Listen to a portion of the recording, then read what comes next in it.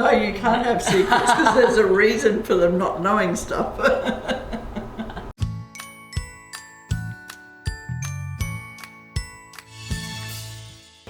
Well, welcome to A Cup of Tea with Bree, where I get to know some of North Queensland's most amazing parents, incredible business people and inspiring characters. Now, today's guest is passionate about sustainability and waste reduction. She is an ennopreneur and loves converting homes to chemical-free cleaning. So please welcome the one, the only, the amazing Anne Naylor. How are you, Anne? I'm very well, thank you, Bree. That was a hell of an introduction. Well, you're pretty amazing with all that you've done, because you've done some pretty amazing things with Enyo. Absolutely, yes. And sometimes I have to pinch myself, just to realise that, hey, yeah, that really happened. Yeah. It's been amazing. Yeah. You've done so well. But we'll find out more about that. So I won't ask you too many questions about that yet, because we'll save that for a bit later. So I want to start from the beginning, Anne. Okay. Can you tell me about your childhood? Where were you born? Did you have siblings? Yes. So I was born in Mareeba. Okay. So I'm actually living closer to where I was born now than I was in Cairns. So that's really nice. I was born the eldest of 3 children. Okay. 2 brothers. And I grew up on a tobacco farm outside of Dimbula. Wow. Yeah, and we moved here when I was 13. Okay, where from? So from Dimbula to Cairns, yep. And for our education, our high school education. And it was really funny because back then there were 33,000 people in Cairns. Yeah. No traffic lights. We used to go canoeing down the street when it rained. Wow! And I lived in Collinson Street, can you believe it? Oh my gosh! Up the road from where we are now. Yeah. Don't tell me you can canoe still. No. Down the street in the wet. No. So, what was childhood like? It sounds like a lot of fun. Childhood was good because, we lived in the country and my dad was loved fishing and camping, so we spent a lot of school holidays away from the farm, up the Cape and all over the place, on the beach sometimes. But yeah, it was really good. And I guess we got the grounding for growing things and all that good stuff. That sustainability sort of kicked in right from an early age, I think. Yeah, that's awesome. Yeah. So what did you want to be when you grew up? Because obviously, being an ennopreneur wasn't probably on the radar back then. No, it wasn't. I actually wanted to be a teacher. Okay. Yeah. So that went west. Ah. never eventually. Never did it. But I do believe what I do with Enyo is teaching anyway. So, absolutely. It's come round full circle. Yeah. So what made you get into Enyo then? Went along to a demo, loved it. At the time I was working for Hastings Dairying. Okay. And I worked there for 25 years. Wow. Yeah, so I looked after safety, health, environment and quality. You know what I'm going to say next, don't you, Bree? Yeah, I do. I want to hear it. So obviously when I started using Enyo, I realised really quickly that it actually epitomised everything that I was passionate about. So, and the catalyst was my daughter Rochelle said, well, Mum, if you do Enyo, you can pick Riley up from kindy on Monday afternoons. Aww. And that was me done. So you went out and you started your Ennopreneur business. Yes, I did. Yes, and you're one of the first in Australia, really. You were no, not at all. You've been doing it for a long time. You've just done so well with it because you've won some pretty big awards. Yes, so 16 years next month. Yep. But it has been in Australia for 31 years. Okay. So. So I'm sort of halfway through the system, I guess. Yeah.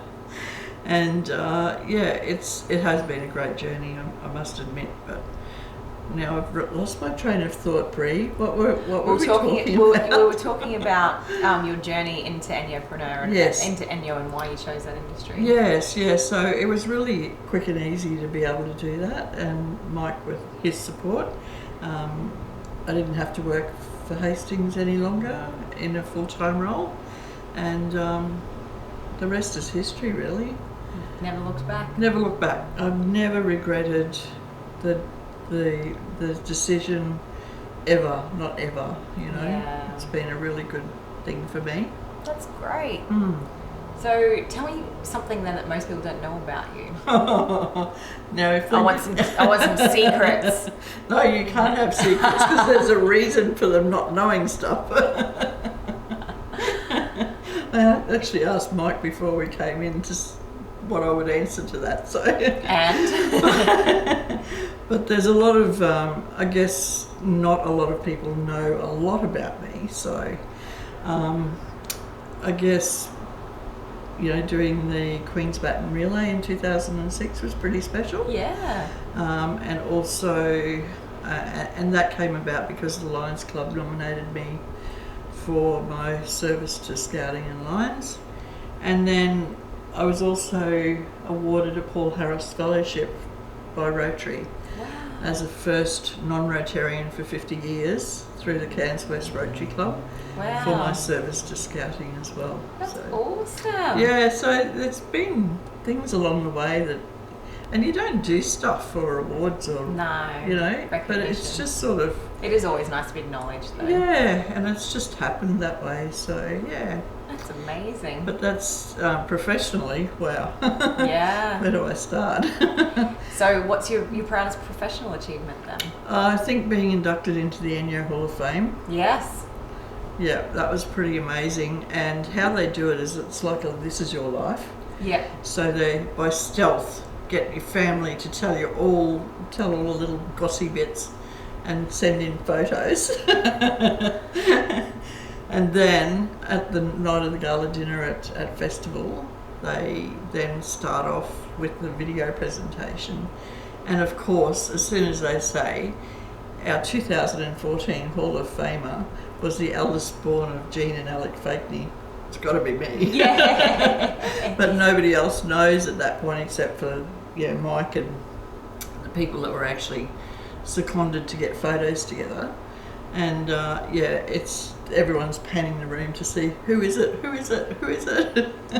How many people were in that room at that time? Yeah, it was I think probably about 300 and something. Wow. Yeah. So it was a really good moment. Blew me away. I bet. Absolutely blew me away, because generally speaking, a Hall of Famer inductee is set for people who've been in the business for 15 years or more. Yep. So I'd only been in for 7 years at that time. So that's amazing. I guess, yeah. Yeah, just another pinch me, yeah. It was pretty incredible, yeah. What about your proudest personal achievement? I think what we're doing currently, yeah, because we're actually living sustainably, and what we've created in Atherton for ourselves and the garden and everything else, it's just brilliant. We're so happy. We've never been as happy, and just living the dream, really. Aww. And still doing my Enyo and still, reaching out to people and making that difference. It's just been amazing. That's beautiful. Yeah. And tell me, if you could have dinner with 3 people, whether past or present, who would they be and why? Okay, well, I thought long and hard about this, and you know what? I've chosen my 3 grandsons. Aww. They're aged 22, 20 and 18. Yep. And they're just the most gorgeous, well-rounded, beautiful young men. And I have such a lot of fun with them when we're together. And I reckon I'd be super comfortable having dinner with them all, and we'd have a great time. Yeah. Oh, that's beautiful. Yeah. Grandsons. Yeah. Boys are the best. Yeah, they are. Oh, girls I are better too. retract that. Yeah, girls are too. And final question, Anne, what's the best piece of advice you've ever been given? I think the best piece of advice is actually just a saying that I know, which is, try not, do or do not, there is no try. Yeah. So that has been what my mantra has been. And I've done a lot of training with NLP and things like that, and doing your personal coaching as well. And it's been really great. It's been a great journey, but that mantra really sticks with me. It's written on my computer at home, and it's something that you've just got to do it. Yep, do it. Yeah. Take it from Anne right now. If you're watching this and you're supposed to be doing something else, hop off and do it. But give us a like first or a comment. That'd be great.